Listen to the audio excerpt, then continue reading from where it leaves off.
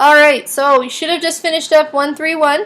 This is now 132, creating and graphing exponential equations. So we know these are exponential, okay? So we're going to see how these differ from linear. It's not going to be much, same process, just a different equation. And remember, we have a different way to graph these. So let's review real fast. One form of the element beryllium, beryllium-11, has a half-life of about 14 seconds and decays into the element boron. A chemist starts out with 128 grams of beryllium-11. She monitors the element for 70 seconds. What is the equation that models the amount of beryllium-11 over time? Or the amount left. How many grams of beryllium-11 does the chemist have left after 70 seconds? So we're going to build an equation, and this time we're actually going to use it to solve a problem. Okay, so in the last section we were just graphing stuff, which is what we'll do from later on. But let's remind ourselves how to build these equations, okay? So we'll start with underlining. A half-life of about 14 seconds, and then starts out with 128, and she watches it for 70 seconds, and we need an equation, and then to answer how much left after 70 seconds. Sorry about that, guys. How much left after 70 seconds? Okay, let's recall, so let's start with writing it down. So half-life of 14 seconds. What that means is in 14 seconds, half will be left. So think like eliminating in tournaments, right? So it's half-life 14 seconds. She starts with 128 grams, and she wants to know about how much left after 70 seconds. That's the question. Okay, that was actually two things. Let's recall that the general form, well, first off, left after, well, no, actually, let's recall. So y equals ab to the x is the general form of an exponential, right? And remember, those mean certain things. A is the starting value, b is the rate, x is the time, and y is the final amount. So a is the final starting amount, y is the final amount. So our question is asking about which one? The final amount, right? Left after 70 seconds. So how much left? That would be our y. So it looks like y is equal to, starting amount starts with 128. A half-life means gets cut in half, right? So our rate would be 1/2. And then every 14 seconds we have to adjust that, right? So it's going to be x over 14. We have to do that little adjusty thing because it doesn't happen every second, right? It wouldn't be over 1. It's going to happen every 14 seconds. So it's going to happen fewer times than the 70 seconds. Excuse me. All right. Now let's plug in 70 seconds, and we'll be able to find out how much she has left. So 128 times 1/2 to the 70 over 14. Okay. That's y is equal to 128 times 1/2 to the, well, that's not going to divide out super evenly, but I know that 70 and 14 both go into, or 7 goes into both of those, so I cut them down by 7. That's 10 over 2, wait. I was just kidding. It does go in evenly. It's 5. Just, testing your knowledge out, right? Alright, so then we can do an exponent, right? 1/2 to the 5th. It's going to be 1 to the 5th over 2 to the 5th. And 128 times 1 over 32 is what that's going to be. That's the same thing as 128 divided by 32, or about 4. So y is equal to 4, and what that answers is she has 4 grams left. 4 grams. That's our translate back. Alrighty, so that should have all been review, right? Pull out the information you need, set up the equation, use it to solve. Let's try out something that doesn't have, so almost exactly the same kind of idea, but it doesn't have this question at the end of exactly 70 seconds. We want to see the whole graph this time, okay? So let's take a look at example number 1. If a pendulum swings 90% of its height on each swing, and it starts out at 60 centimeters, what is the equation that models this scenario? What is its graph? All right, so it looks like swings 90% of its height, right? And you can see that, right? When you swing a pendulum like a clock or something on a string, it goes back and forth. And then as gravity affects it, it gets smaller and smaller and smaller until it finally straightens out. If this one in particular starts off at its first swing being 60 centimeters up, what is the equation that models this scenario? Well, let's take a look at that. So we've got a rate of 90% per swing, right? Sounds like time. Starts at 60. And then they want the equation that models how high, how high does it swing after each swing, or after each swing. Okay, cool. Alrighty, so it looks like y is going to be our question, quote unquote, right? But so is x. X is also going to be untouched because we're not going for a certain number of 70 seconds, right? It's after each swing. So the two pieces we need are going to be rate and time. Or sorry, rate and starting amount. Let's just start with that generic one though. Y equals AB to the x, right? AB to the x. A is starting amount, so that starting amount is going to be 60.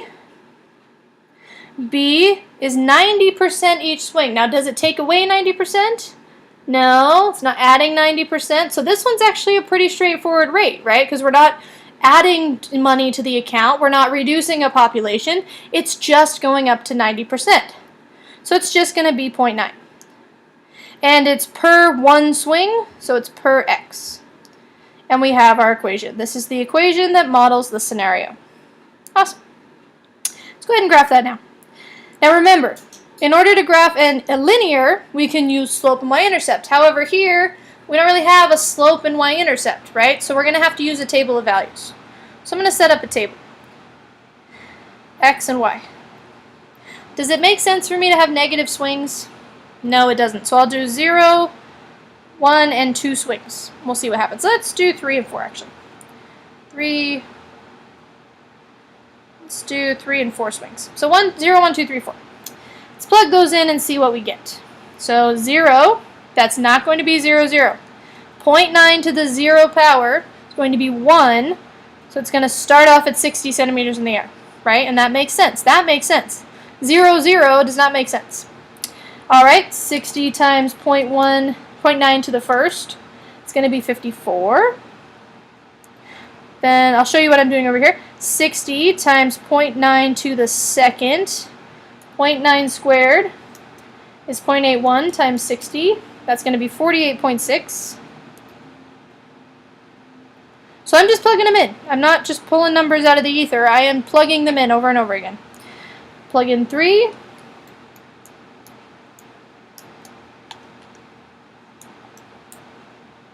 That's going to be 43.74. Plug in 4. And we get 39.366.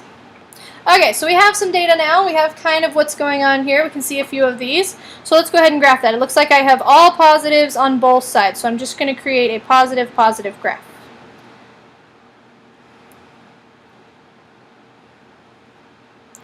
Positive, positive. This is my x side. This is my y. But again, I'm going to label this. So this is centimeters in height. Call this height. And this will be swing. Swing. So I've got 0, 1, 2, 3, 4, 5. We'll do 1, 2, 3, 4, 5, 6, 7. I don't actually know 6 and 7, 5, 6, and 7, but that's okay, right? I'll eyeball it from there. Here, it looks like it's going to start at 60 and it's going to go down. So maybe I'll go by tens. 10, 20, 30, 40, 50, 60. 50, 40, 30, and 20. Okay. And now this is a pretty appropriate graph, right? I've got labels, I've got axis numbers, I've labeled which one's which, right? And I can go ahead and just plot these points. So I'll plot 0, 60, right? That's the first one. Then I'll go over 154. That'll be right about here. 2, 48.6. Oops. Closer to 50, not 40. 343.7 goes there. It's looking linear so far. That's interesting. 539. Oh, definitely. Okay, there we go. Oh, sorry, 439. And then I notice it's starting to get a little, oops, starting to get a little curvy. And I have my equation. Or my line. I have my line. Alrighty, that is how you graph a linear problem. So the only difference between this and a linear, sorry, an exponential, the only difference between this and a linear is right there, where you had to create a table. Because we didn't know how to use y-intercepts, right? I should say there is no y-intercept for, that's not true. There is no slope for a exponential, so it's hard to use slope. That's really what it comes down to. There is a y-intercept, but it's fine. Alright, let's try another one. Let's see what we can do with this one. So example number 2. Okay. The bacteria Streptococcus latus, or you might know it as strep throat, doubles every 26 minutes in milk.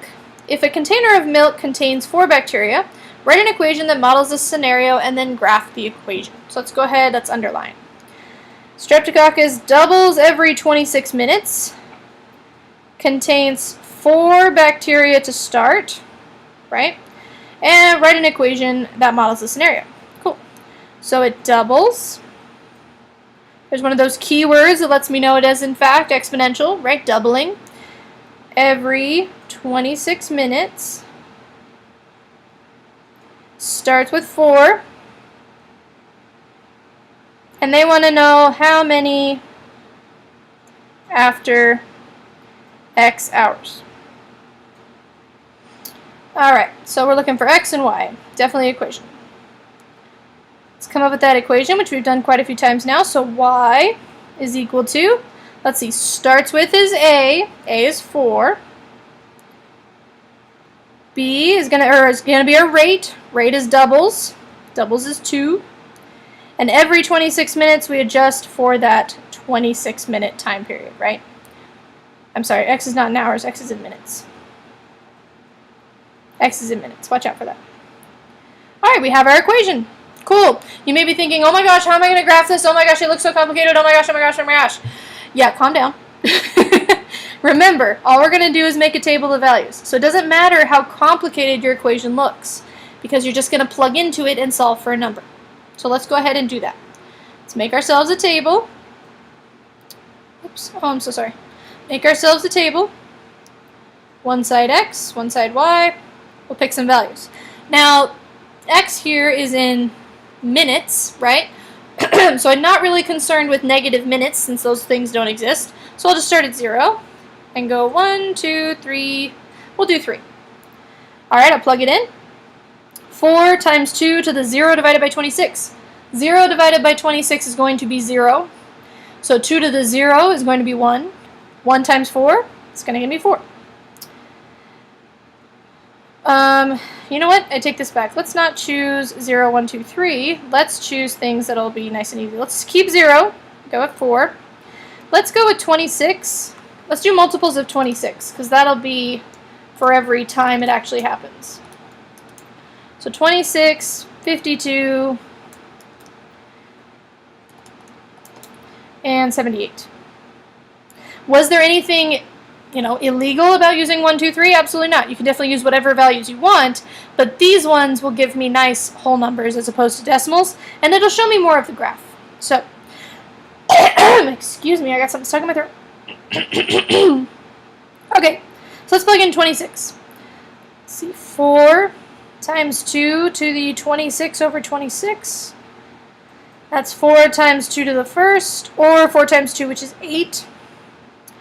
The next one's going to be 52 over 26 is square. It's 2. So we end up getting 4 squared, right? So 4 times 4 is 16. And then the last one would be to the third. 4 times 8 would be 32. If you don't believe me on any one of those, feel free to plug them in yourself and try it out. I highly recommend it. Never trust a teacher. Well, that's not true. Never trust somebody else to do the math for you. That's what I should say. All right, everything looks positive, so I'm going to make a positive graph. Let's do it in red this time. So there's one arrow, there's the other arrow. Positive. It's a little further down. Well, this will be our x's, which were our minutes. Alrighty. And we'll put 0, 26, 52, 78, right? And then 104, I believe is the next one. Over here on y, that's what we would call our bacteria. We can go 0, 4, 8, 12, 16. That's probably fine. 4, 8, 12, 16. Let's make them a little closer together. I'm being picky. 4, 8, 12, 16, 20, 24. 20, 16, 12, 8, and 4. Okay, let's go ahead and plot these points down. So 0, 4 is right about there. Then we have 26, 8. 26, 8. Oops. I think I missed a line.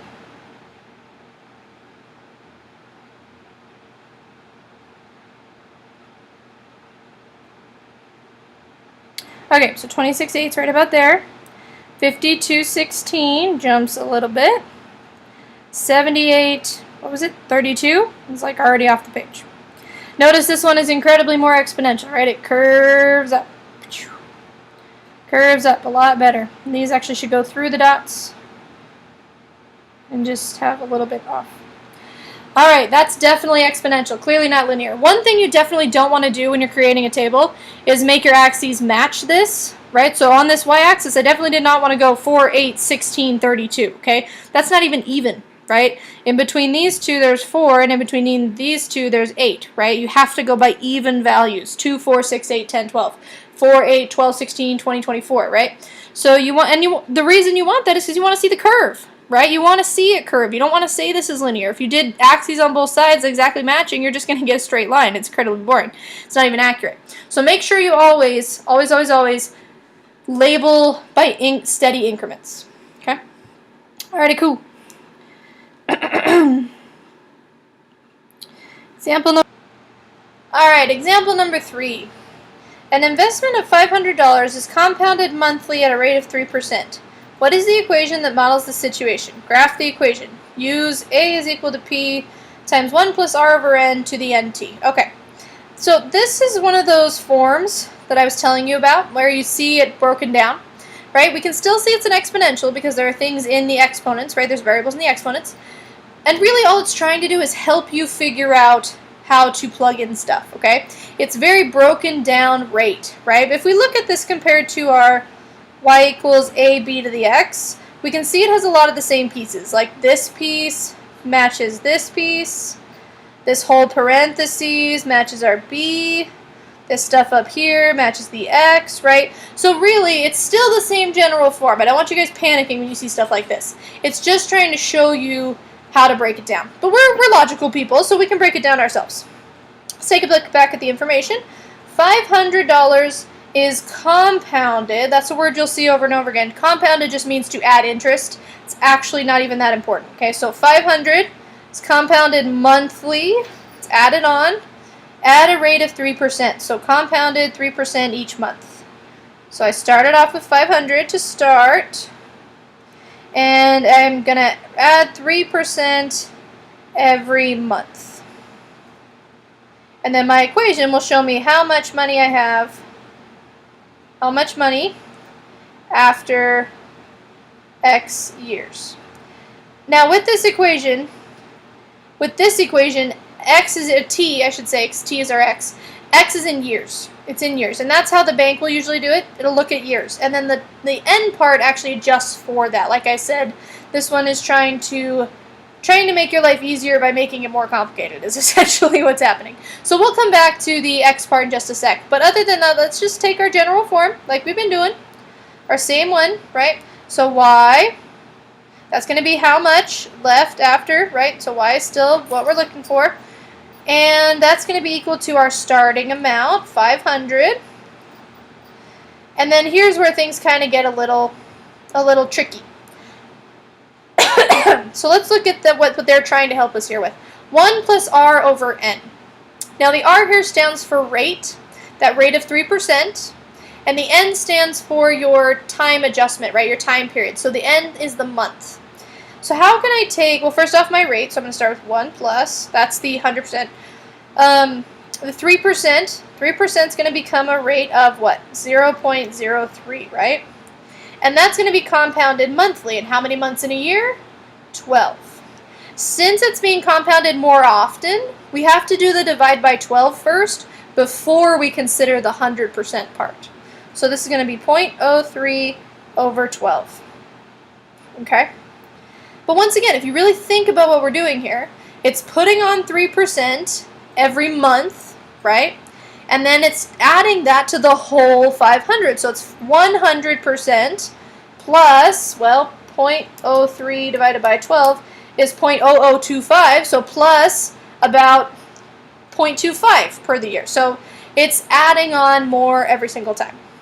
And then the last thing we need to adjust is that NT. So since it's X is in years, it's happening 12 times per year. Oh, let's not use T, let's use X. 12 times per year. And we have our equation. Not the prettiest equation in the world, so let's simplify it a little bit, right? We can simplify everything in here is just a number. Everything in the variable, in the parentheses is just a number. So we can simplify it down to 500 times 1.003 to the 12x. You might be thinking, well, that sucks. I just went from 3% to 0.3%, but really it's happening 12 different times, right? So 12 times a year instead of once, so you're actually making more money, right? If it's compounding on more, then it's compounding on faster, right? So you have to, so basically I know it looks like less, but it's actually compounding more. Alrighty, and we have our equation. Let's go ahead and graph that. So we'll make a little table. Now that we kind of have an understanding of what exponentials look like, let's just do the first 2 years. So 0, 1, and 2. Let's just do 3 values instead of like 4 or 5, right? Now if you're not quite comfortable with that yet, feel free to do 4 or 5, like 0, 1, 2, 3, 4, right? That'll be about 5 values you can plug in. But right now, since I think we got it in the video, we're only going to do 3. I know none of them are negative because X stands for years, right? And we don't care about, there's no such thing as a negative year, so we don't want to do negatives. Just want to talk about 0, 1, and 2. So let's plug those in. Now remember, even if it's complicated, you don't need to panic, right? The last one was complicated. All we have to do is plug in for X and solve. So 500 times the 0.003 raised to the 0 power. Well, anything to the 0 power is going to be 1. I'm sorry, yeah, so anything to the 0 power is going to be 1. So it's going to still start off with $500. After 0 years, they've given me no money, right? After 0 months, they've given me no money. So now I'll do 1 year, 0.003 to the, careful, 12 times 1, right, to adjust for the months. I end up with 518.30 cents. After 2 years, same thing. I'm going to do 500 times 0.003 to the 12 times 2, and I have 0.27. So it's not going up super fast, right? But it is going up. It's going up. Cool. All right, let's draw ourselves a graph out of this information now. I see all positives, so I'm not going to waste my time with negative axes, right? I've got X, which is in years, and I've got Y, which is monies. On the x-axis, nice easy, 0, 1, 2, 3, 4, 5. On the y-axis, though, since I'm starting off with 500, right, I'm going to use that little break symbol here. I'm not going down. It's not ever going to hit anything below 500, so I'm just going to start with 500. So 500. And then, since it's going up very slowly, I think I'm going to go up by 5s. 505. Nope, I take that back. I'm going to go up by 10s. 510. 520. 530. 540. Okay. All right, so now I can plot my points as I see them. My first point is 0, 500. Whoops. Let's use a different color so we can actually see what we're doing. 0, 500 is my first point, so that's right here. The next point is 1 year, 518. So 1 year, 518 goes up to about there. Third year, 537. So all the way up here. And I can see that it's going to be kind of very gradual linear or exponential, but it is going to be an exponential.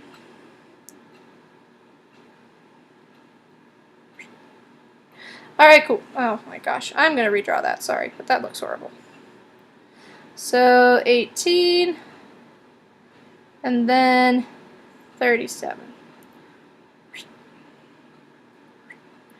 Okay, and we have our exponential equation. Alrighty.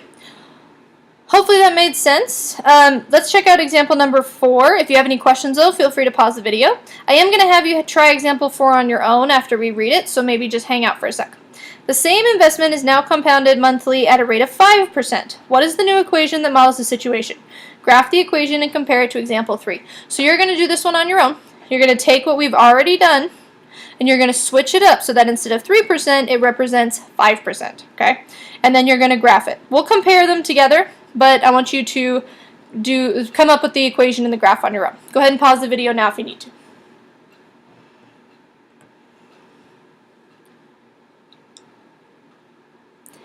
Alrighty, so I hope you had some time to pause and try it out. Let's see. Okay, so the only thing that's changing is this rate of 5%. Well, the rate part in our last equation just changes from 3 to 5. So everything else will be the same. We'll still have the same y. Still start off with that same 500. It'll still be 100% plus, only this time it's going to be 0.05 instead of 0.03, right? But it's still going to be compounded monthly, and it's still going to be to the 12x. All right, so that should have been your new equation. Let's go ahead and simplify that down a little bit. This becomes y equals 500 times 1.004 this time to the 12x. You might be thinking, wow, that's like virtually the same. Cool. Let's see what happens, though. Let's see what happens. So now we will draw our little table of values. And again, we'll do 0, 1, and 2. If I plug in 0, I'm still going to get the $500. I'm still starting with the 500. But let's see what happens after 1 year. So 500 times 1.004 to the 12 times 1. Instead of 518, I now have 524, 54. We'll do the same thing for 2 years. And we end up with 550.27. Okay, so it looks like it is going up a little bit more, right? So we'll have to see what that looks like on the graph. Let's draw ourselves a graph. And I know you probably have drawn yours down here. I'm going to draw mine over here. I'm going to use the same graph because I do kind of want to compare them. So I'll do this one in brown. So I have that same starting value, right? And then my first year is going to be at 524, pardon me, so up here. And then my second year is going to be at 550, which would be like up here. All right, so then we'll graph these together. And wow, it looks like over time, I'm going to be making a lot more money with the second I'm going to be making with 5% than I am 3%. So something as small as a 2% difference can make or break. Think about that when you're trying to take out a mortgage, okay? So if you are paying a mortgage, you want to use the blue line instead of the brown line, right? If you're paying back more money, that's a bad idea. So that's basically how these two can fit together. Awesome. Hopefully this part about the 12 was manageable. If not, really, you need to get your questions answered, okay? I'm here after school. I can help you out. I'm not here, but we have teachers after school who can help you out. I'm always available by email. I answer it once a day. Feel free to come on by and get your questions answered about those. Okay. We are going to do one more. We're going to do example number 5. We're not going to do number 6 just for time purposes. But let's do example number 5. And if you feel like you're up to doing example number 6, you can. It's another compound investment problem. So if you were kind of maybe struggling with these last two, then you definitely want to try out example 6. However, I'm just going to do example 5. So, example number 5. Jenny is inviting people to a party for her birthday. She figures the fast way to get the invites out is through a text chain. Sorry, that should be is, not it. Is through a text chain. Jenny decides to text 8 people and ask them to her birthday. She then asks them to text 8 more people to invite them. After that, those people with 8 texts more, or will each text 8 more and invite them. And this pattern will continue. If Jenny is considered the first round of texts, and write an equation for how many people will be invited to Jenny's party after X rounds. Graph the equations. Assume that everyone asked to text will actually send 8 texts. So we don't have to worry about, Kenny or, Jessica or whatever who feels like they're cool and is not going to send a text out. Everybody who is asked to text actually sends out 8 more texts. So let's take a look at this. Well, let's underline some things. So Jenny decides to text 8 people. And then she texts 8 more and 8 more and 8 more, right? So Jenny is considered the first round of text. So she's our first person, the first round. And then we want the party after X rounds. So Jenny is 1 round. And she consists of 1 person to start. And then we're going to multiply on 8 people each time, right? We're going to have a multiples of 8 each time, right? And that should be each round. How many after X rounds? After X rounds. Alrighty, so this definitely sounds exponential, right? AB to the X. That starting person was Jenny, right? So A here is equal to 1. Little Jenny. And B is 8. Right? 8 rounds of people, 8 people per round. And since it's per round, we don't have to adjust for that. We just have an X, okay? Alright, so it looks like our equation is 1 times 8 to the X. In other words, Y equals 8X. Let's go ahead and graph this guy now. We have X and Y, right? We have to use a table of values because we don't know any other way, right? Oh, yeah, I did. Is Jenny ever going to have negative rounds? No, that doesn't even make sense, right? You can't have a negative round. So we'll start with 0 rounds? Okay, we'll start with 0 rounds. Doesn't really make, well, we'll call Jenny the 0 round. Okay, we'll start the first round.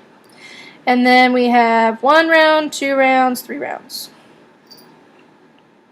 Alright, the first round, Jenny, just Jenny. 8 to the 0 is 1 person. The second round, so Jenny's first round, she's now sent out some 8 texts. She's going to do 8 to the first. That'll be 8. 8 to the second. It's going to be 64. 8 cubed. It's going to be 512. That's a lot of people. Alright, so let's see what this looks like on the graph.